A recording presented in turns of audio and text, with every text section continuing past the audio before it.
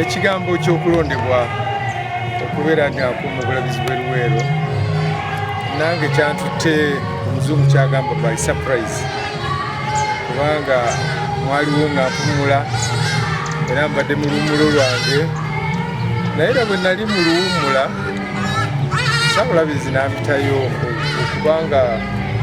okubanga zikolireko abaana emyezi gino 8 kizibu okumanya Luweero bweneesigala naye ekigambo kiri kimu ekikulu kwe kuba nti nno obulabizi bw'e Luweero tubuleka bafunye omulabirizi anaabakulembera obulabirizi akati twogera mu myezi 8 oba Mukama anaakikola myezi 6 tetumanyi ebyo byonna tubirekedde Mukama ye yamanyi ye yalonda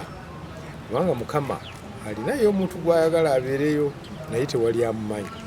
ye Mukama yamumanyi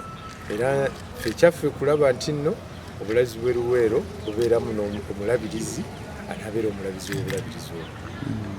obwo bave mu njawukana okwetemamu ebibinja babeere kimu naye ekikulu kye tulina okumanya nti 10 terikyawo era 10 teryagala omu era kizibu okujjako nga Sitaani avudde mu nsi muno kizibu okujjawo opposition bibeere bya bufuzi bibeere bya busuubuzi bibeere byaki kwegamba buli kimu kirinamu enjawukana eyo naye nga ekikulu mu kkanisa tukubiriza bakkiriza nti bannange tubeere n'omwoyo omwoyo omu naye era nga bwe tukubiriza abantu ate era Sitaani naye akolera mu kkanisa n'asalawo okulaba nga akozesa ono ebikyamu akozesa oli ebikyamu naye alwana okulaba nga asatula ekkanisa so nsaba kimu nti tuwulize eddoboozi lya Mukama yanaatuusa ku ekyo kyayagala